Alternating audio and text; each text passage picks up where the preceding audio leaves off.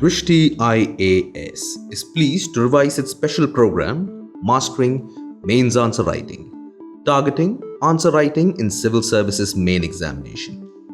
We will be alternatively covering GS Papers 1, 2 and 3 through this program. For GS Paper 4, please watch our program, Ethics, Definitions and Concepts. The link for it is mentioned in the description below. So what is the structure of the program? We focus on the question, weightage of the topic, approach to the question, structure of the answer, writing the actual answer, and also focusing on the previous year's questions.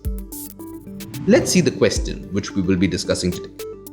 Examine the early challenges that India faced as a newly independent country and the world's largest democracy. Weightage of the topic is post-independence consolidation and reorganization within the country, which is part of GS Paper 1. How do we approach this question? In general, there are two things we have to understand with respect to a question. A, the underlying theme of the question, and B, what is or are being asked about that theme. Now let us consider the question again. Examine the early challenges that India faced as a newly independent country and the world's largest democracy. A, the underlying theme of this question is post-independence consolidation. And B, about this theme, we have to examine the challenges that India faced as a newly independent country. We can split the challenges in two parts, namely internal challenges faced by India and external challenges faced by India, being the world's largest democracy.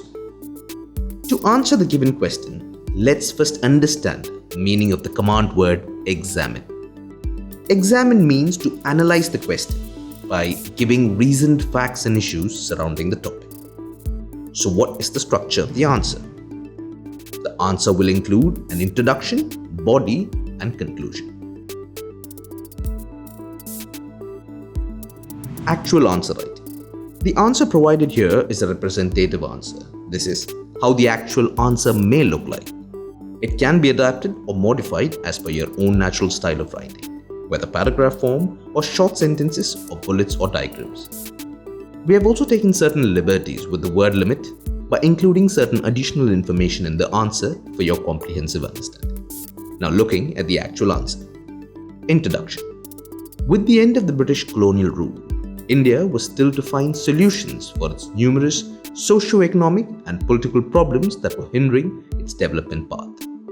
Now let's shift towards the body of the answer. Let's focus on challenges faced by India in the post-independence era. Begin with internal challenges. Partition and its consequences. Partition was marked with large-scale communal violence, division of assets, and huge refugee crisis. Maintaining India's unity, which was divided not only politically in more than 550 princely states, but in terms of its diversity like language, religion, caste, gender, ethnicity, and culture also. Containing secessionist tendencies from erstwhile princely states like Hyderabad, Junagadh, Jammu and Kashmir, and Manipur. Dealing with the demands of reorganization of states, linguistic states were fostering separatism and creating pressures on the newly founded nation. For example, separatism in the erstwhile Madras Presidency. Social barriers like caste and gender-based discrimination and inequalities. This led to the debate of the Hindu Code Bills. Framing the constitution and establishing democratic traditions. Constitution was necessary but not sufficient. The challenge was to develop democratic practices in accordance with the constitution. Lack of infrastructure and industries due to destruction of handicraft industry and limited growth of modern industries during the British period. The problem of hunger and food insecurity. The land productivity had stagnated due to the British land revenue system. Also, the commercialization of crops had resulted in a shift from food crops leading to food insecurity in the country. Mass poverty. At the time of independence, the incidence of poverty in India was about 80% or about 250 million. Famines and hunger pushed India to take external help for its food security. Illiteracy. When India gained independence, its population numbered about 340 million. The literacy level then was just 12% or about 41 million. Now, looking at the external challenges faced by India in its post-independence consolidation. Global world order marked with Cold War tensions. India followed a policy of non-alignment to stay away from Cold War politics and focus on its internal development. Hostile neighbors such as Pakistan and China not only hindered India's growth but created regional instability. For example, India-Pakistan relations after independence were not very cordial and peaceful. India fought war with Pakistan for over 2 decades after independence. In 1947, war took place over the Kashmir issue. In 1965, conflict began from the run of Kutch area. In 1971, India and Pakistan went into war over East Pakistan or Bangladesh. Similarly, India faced issues with China over Tibet and in the border areas from Ladakh to NEFA, currently known as Arunachal Pradesh. Because of all these issues, the Indo-China War took place in 1962. Now shifting to the last part of our answer, that is conclusion.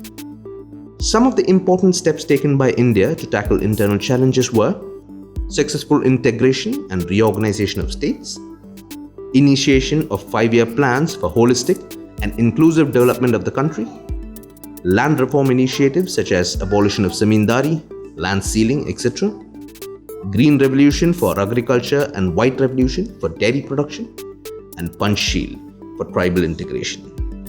On the external front, India remained committed to the principles of the United Nations.